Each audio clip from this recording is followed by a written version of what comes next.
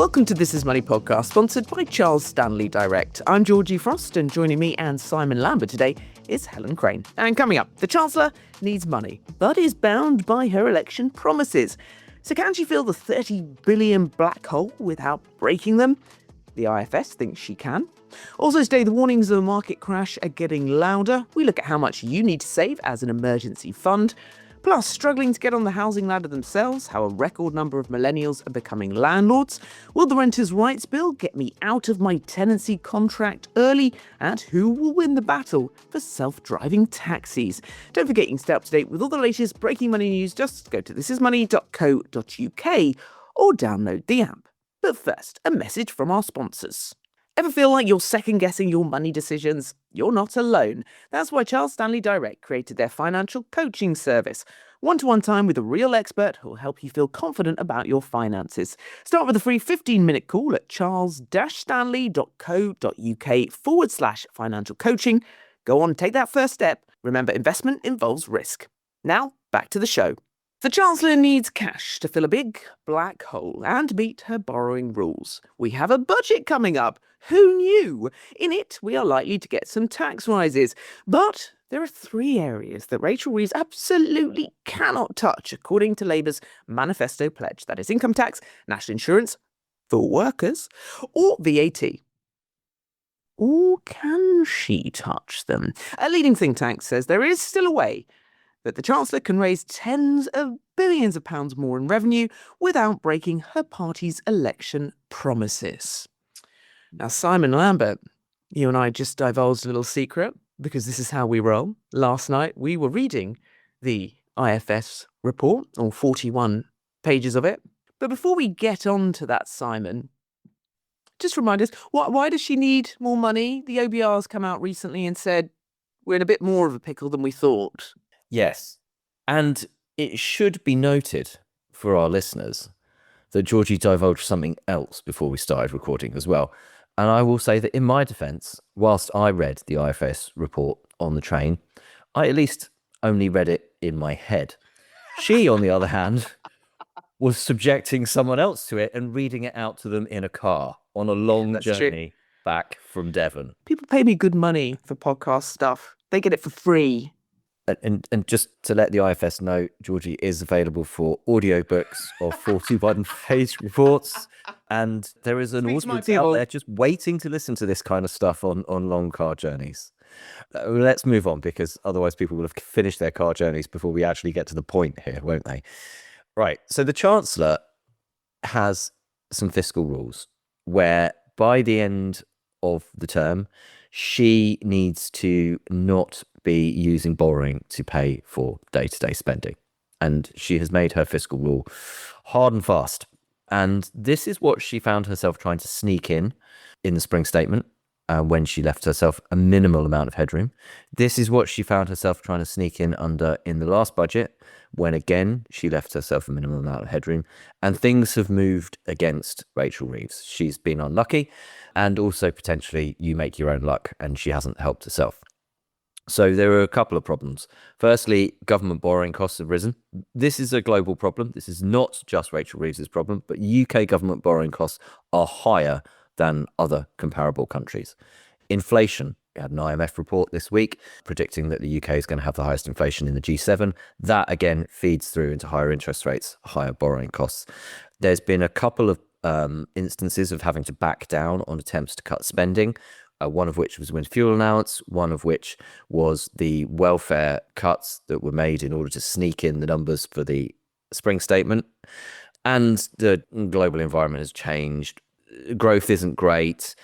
Businesses, unfortunately, have not been investing and have been, there's been a laying of people off. Some of that is to do with the employer national insurance thing, everything like that. The big picture here is that, unfortunately, we are in a situation where growth has not picked up, which would have been the thing that rescued us from potentially Rachel Reeves coming back with more tax rises for us in order to now fill a black hole that is estimated to be £30 billion.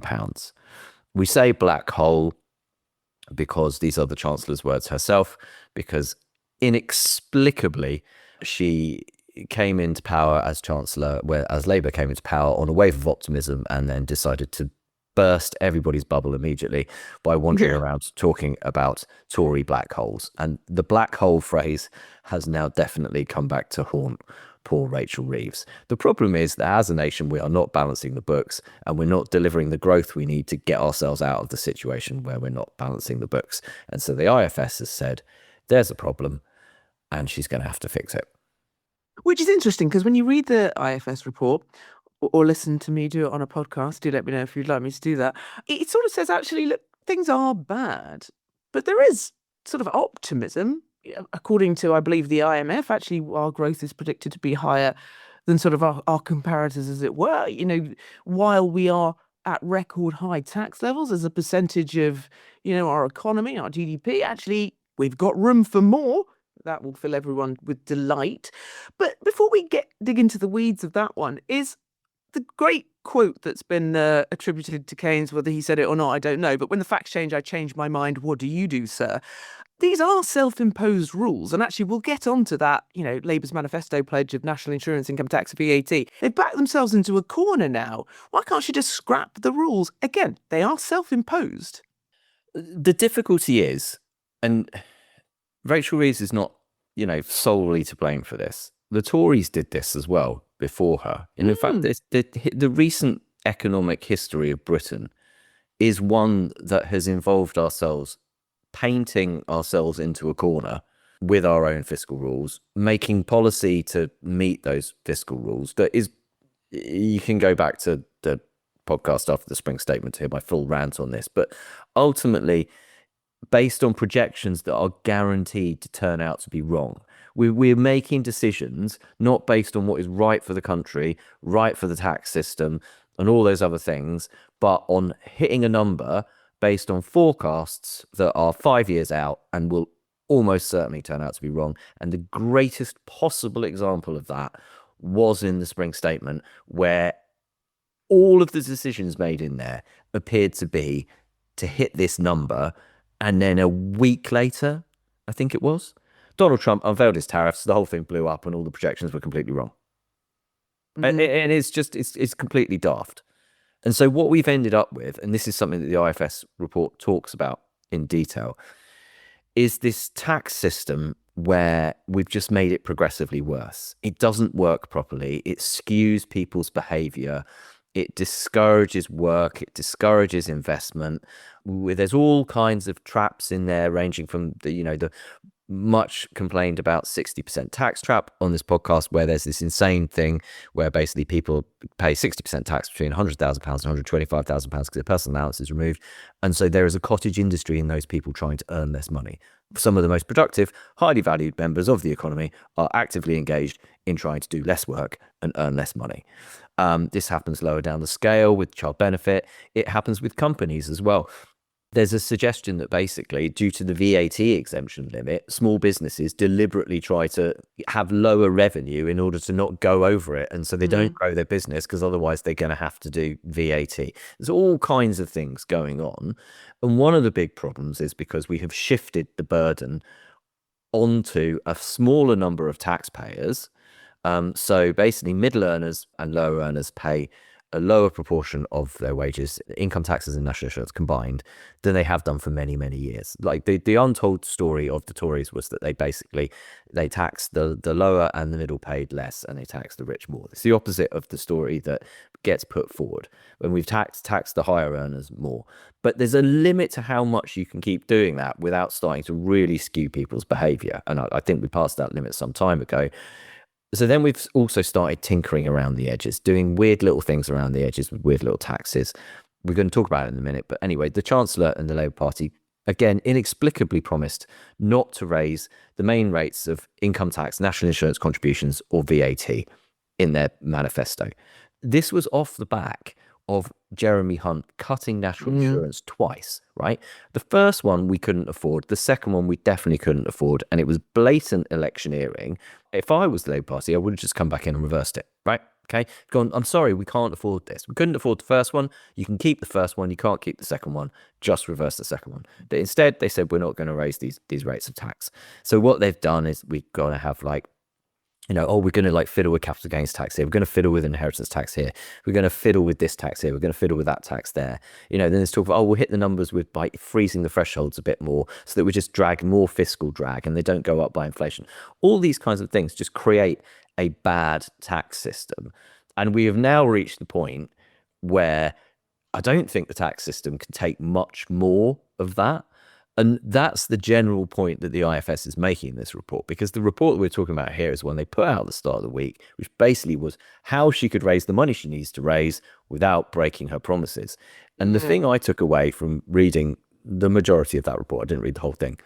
I didn't have Georgie. Oh, it comes out now, read it to Simon. The train journey ended. Okay, I had to go home. It was 8 o'clock at night. But the thing I took away from this was it's basically saying just because you could doesn't mean you should. Just because you could fill that gap by fiddling around the edges and not breaking your promise doesn't mean you should do that. And I think actually that's the story of the British tax system over the past 15 years. Go all the way back to like 2010, possibly before that actually, because some of this stuff comes from before then, almost all the way back to the financial crisis. I would say it's a story of just because you could doesn't mean you should. And we've been ignoring that for a really long time. And we've ended up with quite a bad tax system. Exactly right. And this is, I think in sum, what this report was saying is that, for goodness sakes, just don't make the system even more complicated, which is what seems to have happened.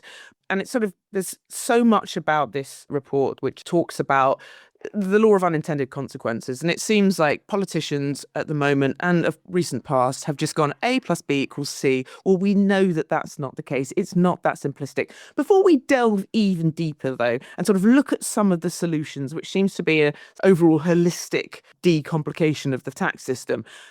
Helen, who are the IFS and why should we care what they say anyway? Yeah, good question. So the IFS are they're a think tank. They say they're a sort of independent, non-political think tank. I think I'm right in saying people think they're slightly left-leaning, the IFS. I heard them described the other day as carefully middle of the road. I'm never sure what we can say about think tanks anymore. I think they have been described as left-leaning. They'd say that they're very, very straight down the line and non-political. We've had all of these kind of organisations coming out the woodwork in recent weeks to give their sort of advice to Rachel Reeves on the budget. I think, it is worth looking at what they've got to say, because they obviously spent all their time delving quite deeply into the economy and working out how different things could work, and also the knock-on effects of these measures. As Simon says, if you raise a tax that isn't just bringing in more income, there's a bunch of different sort of knock-on effects that can have on people's behaviours. So, these people are paid to think about these kind of things. I think one thing to say is they can kind of say, well, like, they never have to actually bring in these kind of policies or take any sort of responsibility for it. So they can have some quite kind of wild ideas, but they are kind of listened to by the government. We've heard before when we've been talking about things like the stamp duty potential changes that people have talked about over the last few weeks, that, there was this economist, a think tank that Rachel Reeves had been listening to kind of quite closely. So, they can be quite influential. So, it is all kind of a bit of sort of pie in the sky thinking, but I think it's worth listening to their ideas. All right, then, Simon, let's listen to their ideas. So basically, we know, and they give us a lovely little pie chart of how much money comes from those big main taxes, the income tax, national insurance or VAT. The next tranche is like corporation tax, business rates, council tax, and one other, can't remember. It was a long journey, it's a long report. But even problems with trying to raise money there. So what exactly did they suggest? How on earth can the Chancellor get herself out of this sort of muddle that we seem to find ourselves in? Yeah, so it basically highlights that those three big taxes account for 2/3 of total tax revenue because they are levied on very large tax bases. It also talks about the ones under that, she's also quite limited in her ability to raise. It says what is perhaps less well known is that Miss Reeves also faces significant constraints if she wants to raise money from any of the four next largest taxes: corporation tax, council tax, business rates, and fuel duties. Fuel duty, that was it. She's made pledges that rule out raising the main corporation tax rate and has signalled an intent to make revenue-neutral reforms to business rates. Then also, there's the point that council tax and fuel duties are already assumed to rise significantly across the Parliament, meaning that even greater increases would be needed to improve the public finances. So in a really quick snapshot of what it says she could do, and to be clear, the IFS says, as an illustration, brackets, but not a recommendation. The not is in italics, just to make it clear. If that was us, we'd have done it in capitals, just to be clear, and maybe in bold, right? But, carefully middle of the road, the IFS, not us. We'd shout the word not at you, right? Absolutely. As an illustration, but not a recommendation, she could raise 20 billion if she introduced a new council tax surcharge that acted to double council tax rates on Band G and H properties, 4.4 billion. Abolished the residence nil rate band within inheritance tax, 6 billion. Increased the bank surcharge to 6%, 1.2 billion. Ended forgiveness of capital gains tax at death, 2.3 billion. Abolished business asset disposal relief, 0.9 billion. And reduced the small companies tax gap by 5 billion. This is where smaller companies are taxed less than large companies. But if the Chancellor wants to raise large sums and wants to do so without having to raise many smaller taxes, she will likely need to turn to a tax on a larger base and therefore break, at least in spirit, her previous pledges. Now, just to go through some of those things, right? Very clearly, that list of taxing people is going to fall on certain shoulders, right? And it would get accused of effectively being wealth tax via the back door. And maybe that's what we're going to try and do. A council tax surcharge that acted to double council tax rates on Band G and H properties. Now, council tax is a weird one, and it's something that I think we should dig into properly in a future podcast. But it's like, what do you do about a problem like council tax? There's this issue where it's based on valuations from 1991. But obviously, it's a bit of a red herring, that, because the amount of money you pay in council tax has gone up. It's not you're paying the same amount as you were in 1991. It's gone up a lot since 1991. And broadly speaking, in most areas, a house that was amongst the most expensive and largest properties in 1991 is still a house that's amongst the most expensive and largest properties in 2025. But that has shifted around a bit. Areas change. People have extended houses, developed them and everything like that. The real issue is that what you've got people in Band H homes, that then are paying the same amount as people in Band H homes that are way, way, way more expensive and far. Oh, yeah. Right, and worth a lot more money. But to the issue with this, right, is, so my house is in Band G, right? Now, our house is substantially bigger than it was when we bought it. We pretty much built a new house. We knocked it down, built a new house, built a house a couple of years ago, right? Now, in theory, you could say, well, you, Mr. Lambert, are exactly the kind of person who should be going up a council tax band. The problem is that when the valuations were done in 1991, for some reason, our house was put into Band G. And when we bought it, and I don't really understand that, it wasn't a particularly big house. All the houses in the area are in Band G. Our house was like a much smaller house than a house on the road next to us, which is also in Band G. So why did they both go into the same band? And if you move me up a band, the only place I've got to go is Band H. And there's a house like on a road, round the corner from me, quite a way round the corner, just to be clear, that would also be in Band H, and that's worth about £2 million more. So, right, why? Hang on, that wouldn't feel very fair on me. Now, I understand we can't just make tax policy for what's fair on me, but I'm not alone in this position. This is a situation that would play out over and over and over in the country. But then also, even if you just kept them the same, which is what the IFS is talking about here, and doubled council tax rates, we pay £4,000 a year in council tax. I can't afford to pay £8,000 a year in council tax. I can't afford to pay another £4,000 a year in council tax. Like that, like the £4,000 a year in council tax is already a lot of money every month coming out for council tax. I can't afford to pay twice that. My mortgage has just gone up by 500 quid. And you're going to see that play out again and again and again. Abolish the residence nil rate band with the inheritance tax. Well, I mean, the problem is that the inheritance tax thresholds have been frozen for a very long time. In fact, the only reason they've gone up is due to the addition of this extra fiddly residence nil rate band. Really, that should just be folded into the existing inheritance tax threshold, and you just have one and it doesn't make any difference. But you'd effectively be taking the inheritance tax free amount down from the £1 million to 650. Now, that would be a huge cut. And that would lead to a massive backlash. For many people in large parts of the country, it wouldn't make any difference. But for people in a whole big chunk of the country where houses are expensive, it would make a huge difference. And they'd definitely be doubly unhappy if they'd also just seen their council tax double. Increasing the bank surcharge. Banks are making really big profits. People are saying we should tax the banks more. Maybe we should. I don't know. But the problem is then what happens when they stop making the profits? We've got a mini stock market panic at the moment this morning due to some smaller US regional banks going on. Banks might be making lots of profits at the moment, but you don't have to look back that far to a point when banks weren't making lots of profits. And the difficulty with these taxes that target certain sectors is they do have a habit of kind of skewing, business behavior and things like that. Ending forgiveness of capital gains tax at death. Basically, when somebody dies and passes on assets, capital gains tax is wiped.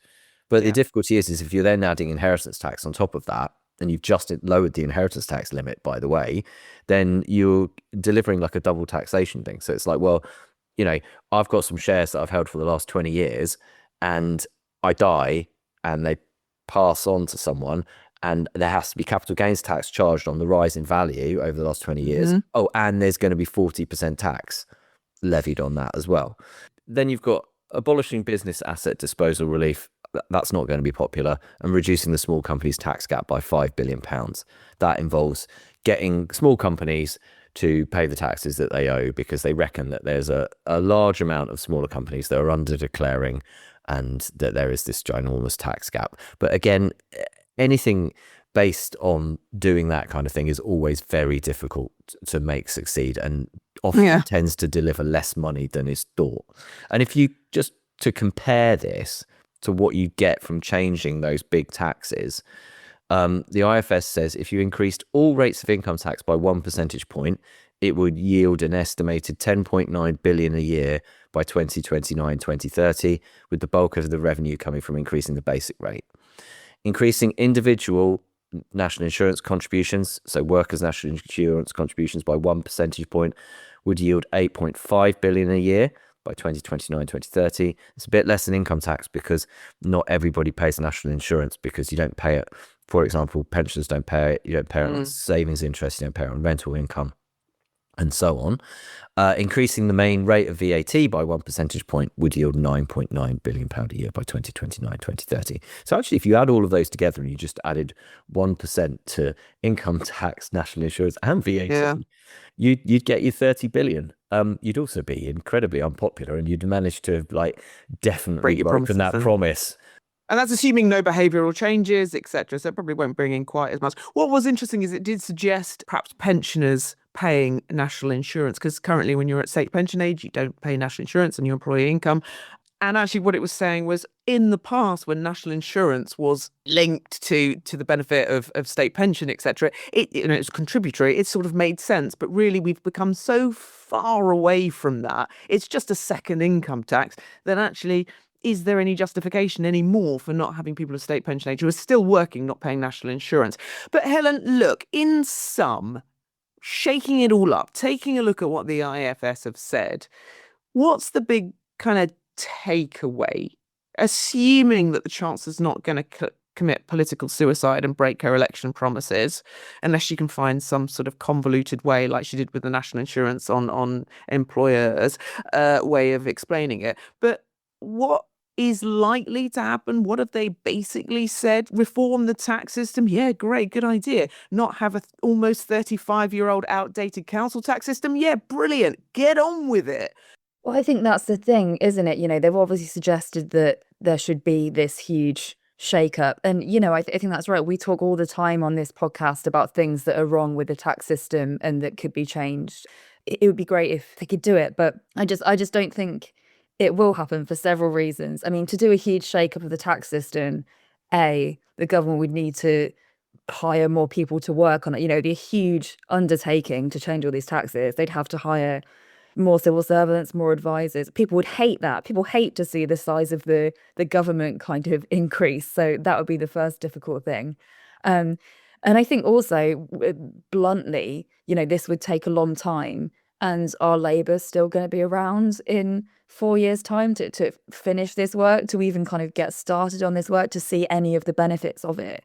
I think their kind of position is a bit too shaky to really undertake this massive kind of reform, because it won't get done. They probably won't be around to kind of see it be finished. And I think it's a difficult kind of thing to sell to people as well, because policy wise, if you're saying, we're going to reform the tax system, that's not the same thing as saying to people, you're going to pay less tax. I mean, that would be very politically popular. They're kind of saying we're going to make the tax system fairer.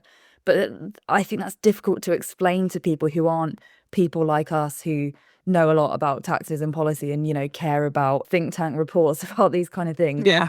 I think it's difficult to sell to a normal person. We'll make the tax system feel fairer. Well, what does that mean? What are you saying specifically to people? Because a lot of these taxes, aside from if they don't change income tax and national insurance and VAT, they're taxes that only crop up every now and then in your life, right? So, stamp duty, capital gains tax, it's difficult to say to someone, oh yeah, well, when you move house though, you'll pay less tax. So, well, I don't know when the next time I'm going to move house is going to be. So that doesn't kind of matter to me right now. I think it's just a kind of difficult policy sell to say, we're going to make loads of different small changes that might kind of affect you at some point in your life, but probably not now. And yeah, I think the whole thing is very, very tricky.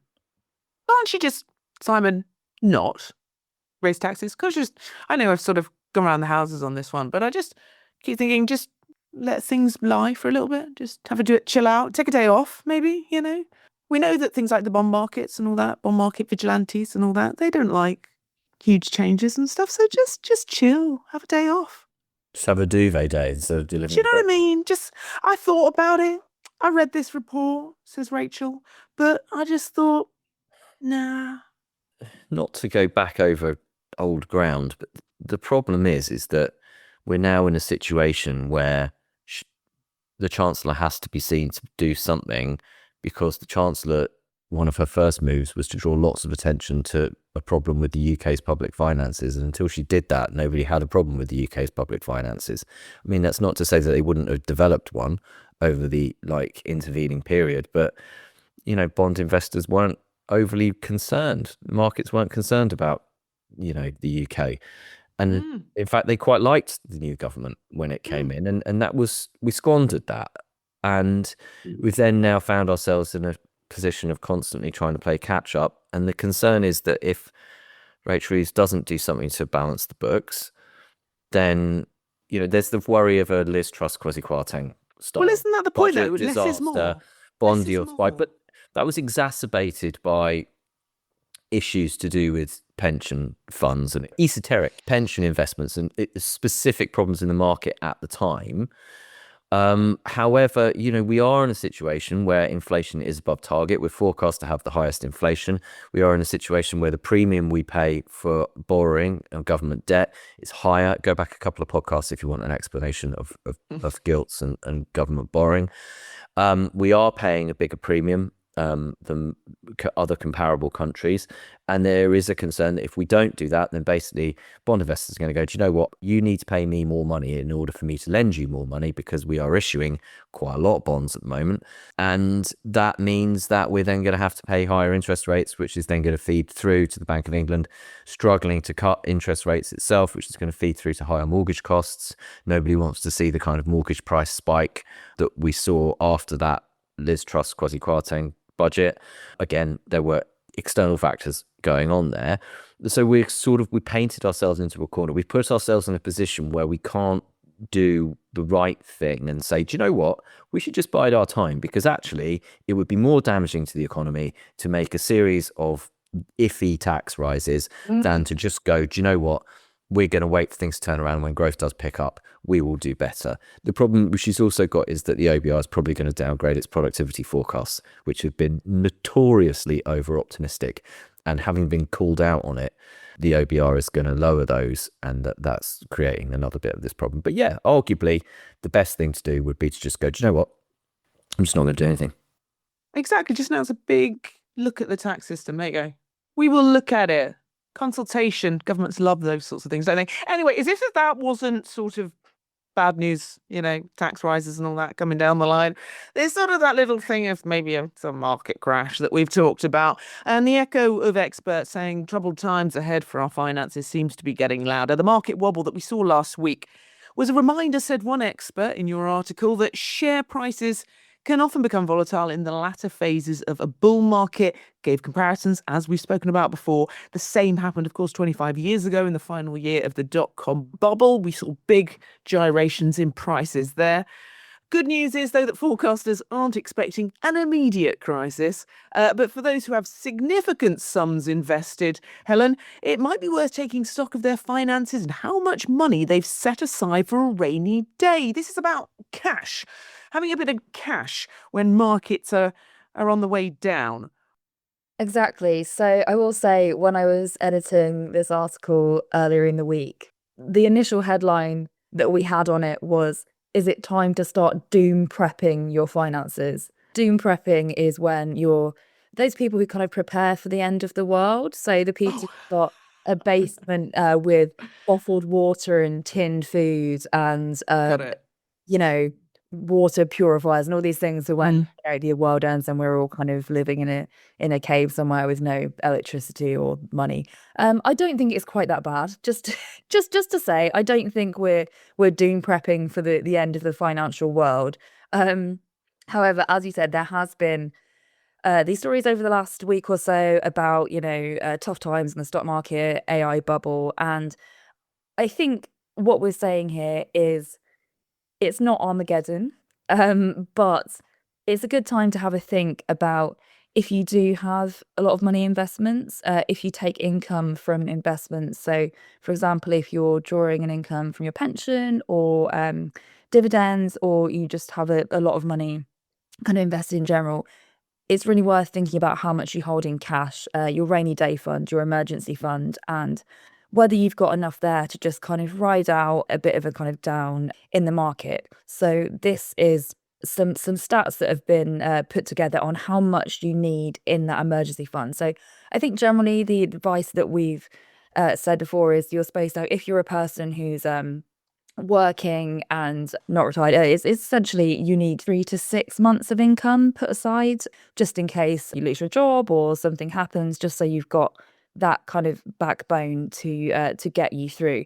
However, if it kind of depends on your situation. So, if you're retired, maybe you need a bit more to kind of ride this out. So what you've got here is some statistics from Hargreaves Lansdown, and they've calculated exactly how much you need in that emergency fund, kind of depending on where you're at, what your regular income is. Because it depends on the life you're used to living, right? So if you have quite a high income, what you consider an essential might be more than someone who is on a lower income. So the way that they say you should work this out is to basically look at what you earn now, calculate your essential kind of expenditure each month, and then work out kind of how much you might need that for, say 3 months, 6 months, or if you're retired, maybe a year or 3 years, because obviously you're not bringing in that kind of new income. So at a minimum, someone whose household income is less than £15,000 a year, and they need 3 months worth of essential spending, that might be just £2,332. But at the other end of the scale, if you're used to having a big income of more than £150,000 a year, and you want enough backup money for 3 years, that could be almost £250,000. So huge range. They're the numbers that have been run by Hargreaves Lansdown. So do take a look. It's just good for giving you an idea of what that backup fund should look like, should things kind of go a bit wrong. We should have one anyway, in case things sort of go a bit wrong. But Simon, assuming that one can't save, I don't know, tens of thousands of pounds in the next few months before we have a big crash, Is it worth taking money out of your investments at the moment if they're riding super high? What's the thought there? If people are tempted to go, oh my God, I need a bit of cash, haven't got it available, got a fair bit in my investments, let's take some money out now so I've got some cushion. Well, I mean, it's all about time in the market, not timing the market, as the old saying goes.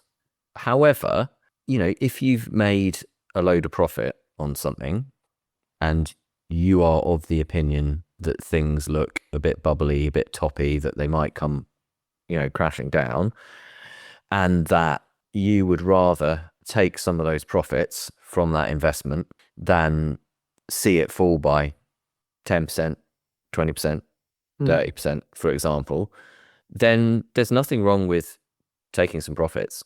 You can still remain invested within it. You don't have to sell the entire investment. So say, for example, you've got an individual stock, right, that has gone up by a huge amount. Say you were someone who was lucky enough to have invested in Nvidia a few years ago, and sitting in your investment portfolio, you've got the word Nvidia with a really big number next to it in green, indicating that it's gone up a lot. You might think Nvidia is the world's largest company. It's one of the world's best companies. It's making an absolute ton of money. But you might also think it's also like right at the center of this. And is it priced for perfection? Is there a scenario where Nvidia disappoints and that share price falls substantially?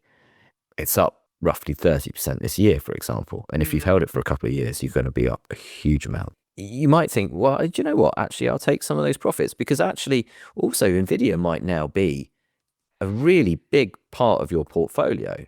I mean, Nvidia is a really big part of the global stock market, but if Nvidia is 10% of your portfolio, for example, 20% of your portfolio, because you got really lucky and you held it, you bought it 5 years ago and you're up 1,216%.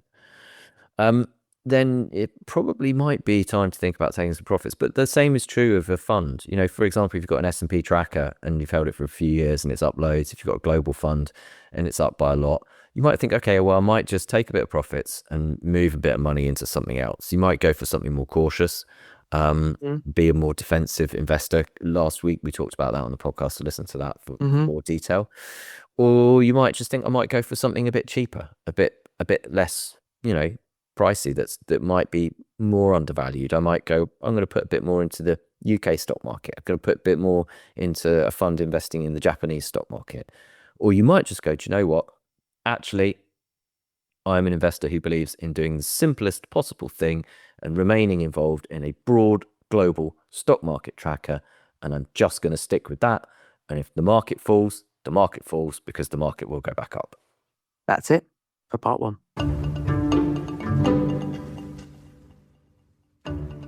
I'm joined now by Rob Morgan, Charles Stanley Direct, for our weekly Investing Explained feature.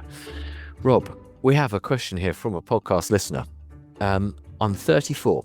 I've been paying into my pension from the age of 17, mostly matching what the company contributes. Recently, I've upped my contribution even more, so I have a healthy pension pot gathered up already. During COVID, I also got into investing and put money away every month into a stocks and shares ISA. Wish I knew about investing earlier, our listener says. I have a good amount built up in that also. I'm coming to the end of my 5-year fixed rate mortgage, and in between fixes can pay off a lump sum without any penalties. My question is, would I be better selling my ISA shares to pay off the mortgage in full and then invest more monthly in the future, or keeping the mortgage and keeping hold of the existing shares and investing more on top of that pot? Now, that's quite a long question, and before you answer it, I should obviously say that it is not financial advice here that you are giving. You are merely responding in general terms to what this kind of question would mean for someone. The floor is yours, Rob. Yeah, thanks, Simon. I think this is a common dilemma, really, facing a lot of homeowners who are also investors. And the answer, I believe, lies as much in your own feelings and how much risk you're happy to take as it does the mathematics. Much will depend on the rate of the mortgage, the interest rate. Lots of people remortgaging right now previously secured some good low rates in the midst of the pandemic when interest rates were cut to rock bottom, and they're now facing a a higher cost on their debt generally. So for sure, you'll save thousands of pounds potentially in interest by paying off the mortgage. At the same time, that comes with an opportunity cost. So in other words, had you invested the money, could you have achieved a return in excess of the interest on the debt? And investing, especially in well-managed and growing companies, has historically at least been a reliable way to grow wealth ahead of interest rates and ahead of inflation over the longer term. At higher mortgage interest rates, there's arguably less of an opportunity cost. It's one thing bettering a 2%, 3% interest rate, say, with investment returns, especially if they're tax-free in an ISA.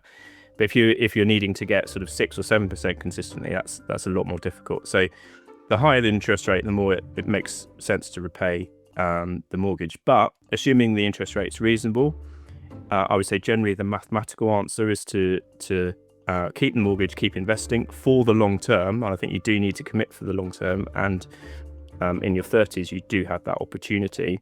And that's so that compounding really works for you. There's more chance of a positive return than, say, over a short-term period for, less than 5 years. And invest sensibly, of course, without taking excessive risk. So make sure you have a diversified portfolio.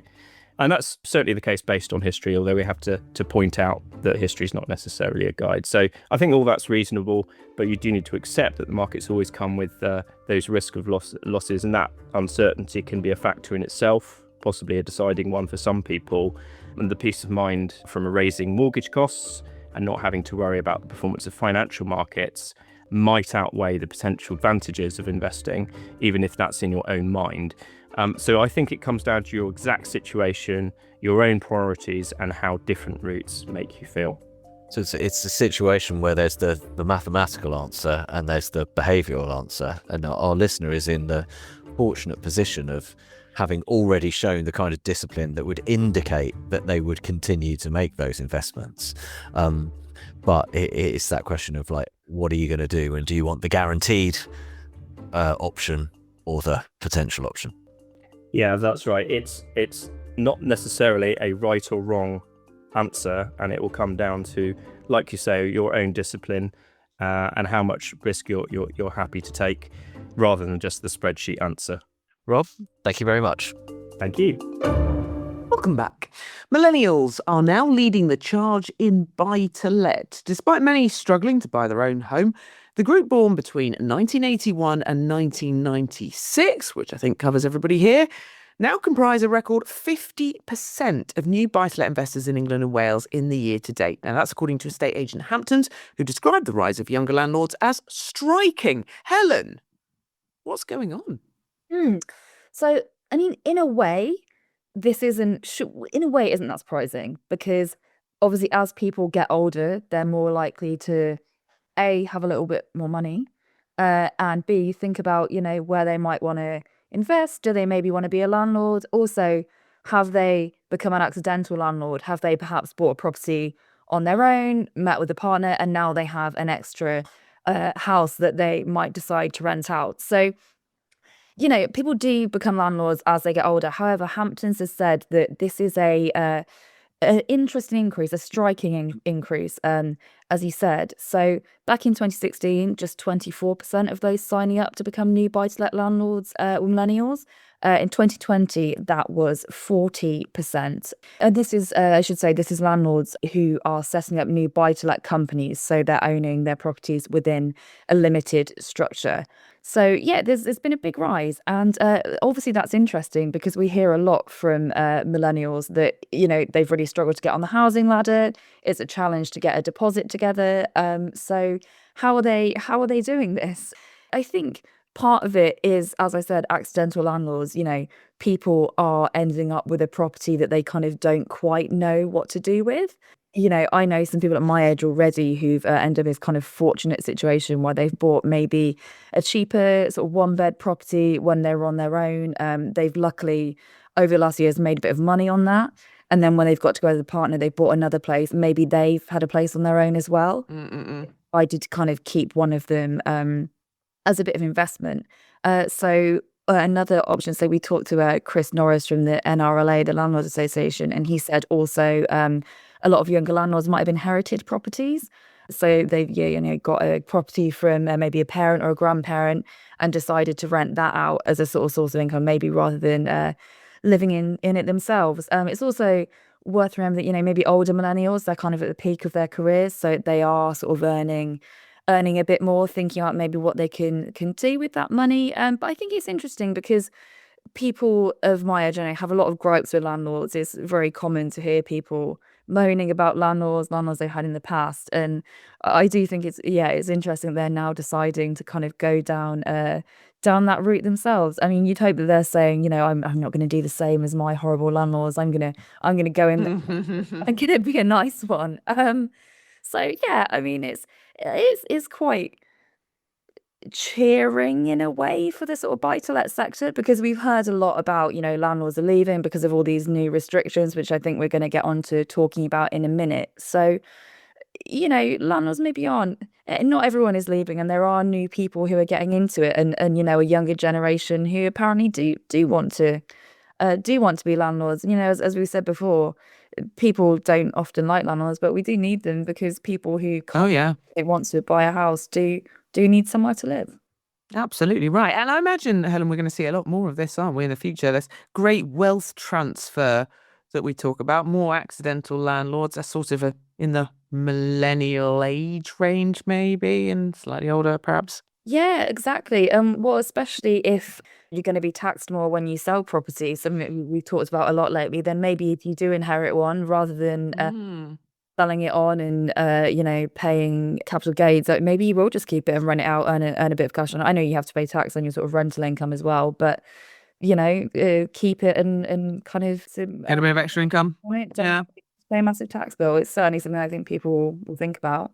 All right, we're going to stick with this theme because you've got a reader question here. Is this about the Renters' Rights Bill? So I'm looking for my next rental property after my landlord gave me notice last week. The problem is I'm planning to buy a home next year, so I don't want to be tied into a rental contract for more than 12 months, a common issue I would imagine. I found I'm losing out as landlords prefer those that are willing to sign up to 2-year tenancies. I've heard that fixed-term tenancies will be banned under the upcoming Renters' Rights Bill, though. Would this mean that if I signed a 2-year contract today, I'd be able to exit without any penalties once that becomes law? Now, Simon, this is a bit of a change. Obviously, I am the die-in-the-wool renter, as I was up until about 2 years ago, a year and a half ago. I have signed one contract, which was 2 years, with a break at 12 months and made sure it had a break at 12 months. But is this more common that the landlords are wanting longer? Because I've not really experienced that as an issue. It's 12 months and that's really it.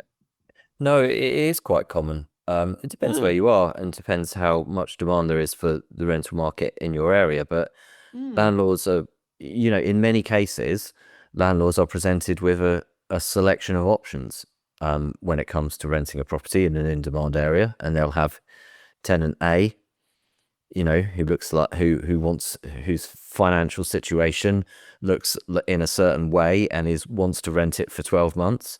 They'll have tenant B, whose financial situation looks in a different way, is happy to rent it for 24 months. They might even have tenant C, who's happy to rent it for 36 months. And then they're going to make a decision as to which one they want to go with. The biggest risk to landlords' finances is void periods. You don't want your property sitting empty.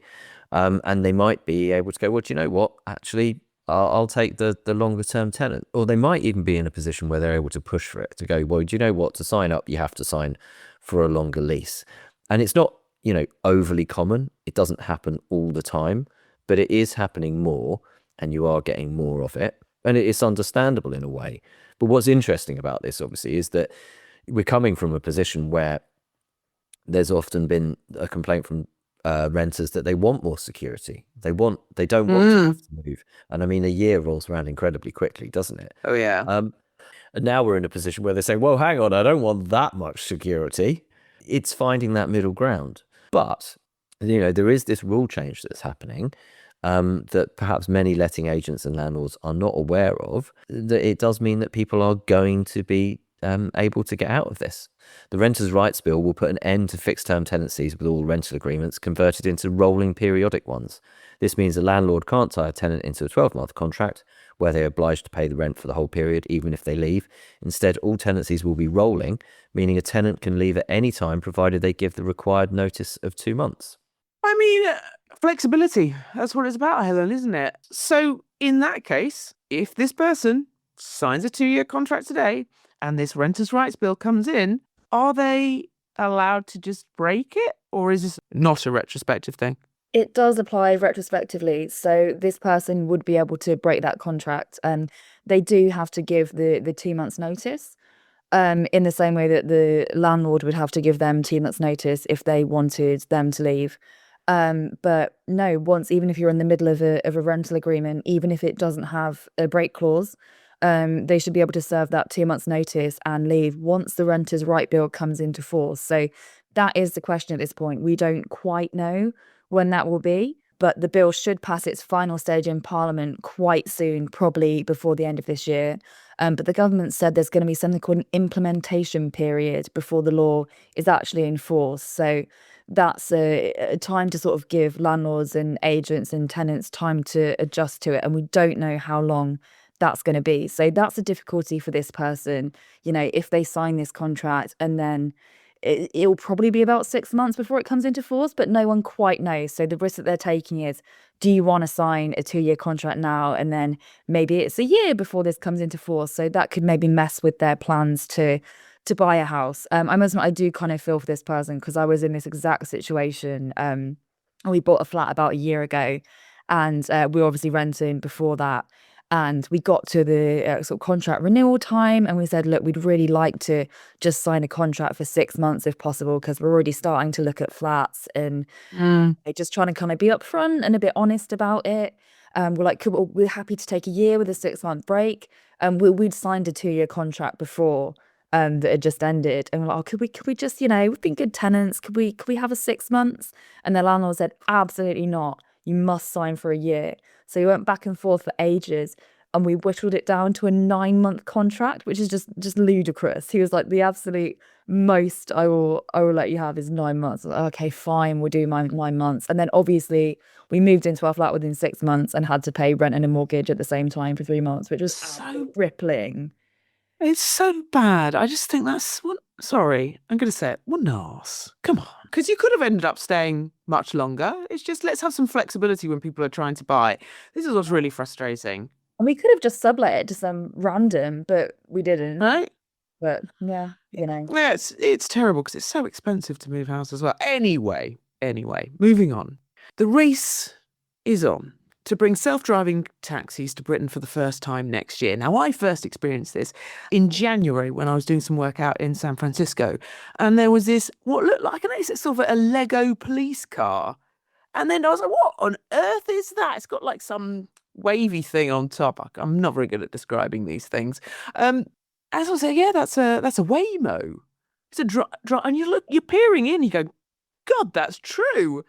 I didn't know we were even close to this sort of driverless in the streets. But yes, we are. A battle has emerged between Waymo, owned by Google's parent company Alphabet, and ride-hailing giant Uber to put driverless cabs on London streets. Now, Waymo has announced its autonomous ride-hailing service, already active in 5 US cities, as I've already seen.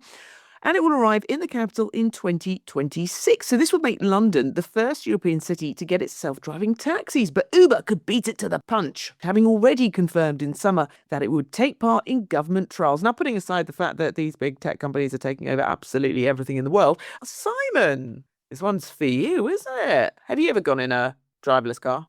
A Lego police car. Yeah, isn't it? Lego, if it was a Waymo, that Lego police car was a Jaguar, Georgie. Was it? That was a Jaguar Simon. A Jaguar electric car. They have made them look a bit like Lego police cars. You are right. The I-Pace is already a slightly kind of quirky looking car in that it's a bit sort of like, jag at the front, clunky at the back. It's the thing on top that's like a siren almost. Yeah, it's got strong Lego police car vibes and it's got stuff stuck in the sides and everything. But this is to so the car can navigate its way around the place and keep itself safe. Keep other people safe as well. But look, it's quite interesting, this. And actually, I read a really interesting article on it, talking about how apparently they're not cheaper. They're actually more expensive than normal taxis, and that they've increased taxi use. They thought that you would see a decline in driven taxi use, like traditional taxis. But actually what's happened is that people are using the driverless taxis, but using normal taxis more as well. So it's actually overall increased, like everybody's got a bigger slice, everybody's got a slice of a bigger pie. And they reckon that that's because it's sort of encouraging people to use taxis who wouldn't previously have used taxis, because maybe they wouldn't have wanted to sit in one with a driver. This is quite often why people, it's like, well, I'll just drive myself. But people are just using these to like move around because they don't have to deal with another human being, which is a sorry state of affairs. God, we're miserable, aren't we? Yeah. Like the self-checkout phenomenon, a huge line at the self-checkout because no one can be bothered to deal with any human beings. Well, yeah, you think, oh, well, and it will take longer for the human being, even though you know that the self-checkout is unlikely to process every item that you have without something happening, and you therefore needing human intervention, and the human intervention you're fighting for the attention of with every other mug who's decided to use the self-checkout. But they've closed all the other checkouts. So there's a massive line for the checkout with the human, and then you're doing the calculation in your brain and so on. Now, in this situation, you actually genuinely do have a choice of taxi that doesn't need any human intervention. It's not like a self-checkout, because you won't get halfway through your journey and then it stops. Have to call and then you someone have for to help. like Let's hope flag not. down a passerby and say, could you just get in and drive me to my destination? Because it turns out there's something wrong with what I'm doing that means that I can't do it. So if you could just jump in and do it. And they're like, yeah, but I've just got to drive those other people to their destination first. Oh, I'm sorry, sir. Yeah. A bottle of wine in your bag. I'm just going to need to put a code in. So you got that situation, right? And why are people willing to pay a premium for something that actually you're thinking, no driver, is that safer? Well, arguably, apparently they are safer. It's actually safer than having a driver. And I must admit, no offense to taxi drivers, Broadchurch. I know what you're going to say. I've had some amazing taxi drivers in my life, but I've also had some where I could see how a driverless car would be safer. I still think, would I get in one? Would I get in the driverless car? And I've had autonomous cars drive me around. I first drove a Tesla Model S nearly 10 years ago.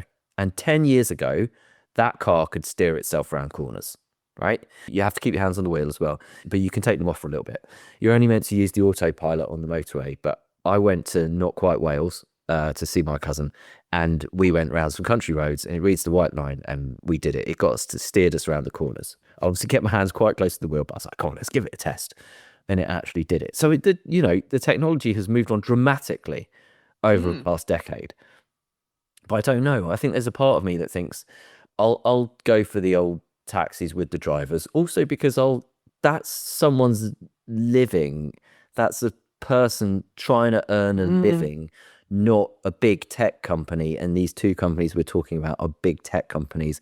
And I'd rather use that driver and support them. And I will keep saying this right up to the point where I call a driverless taxi on an app on my phone because it's just easier and I get in it.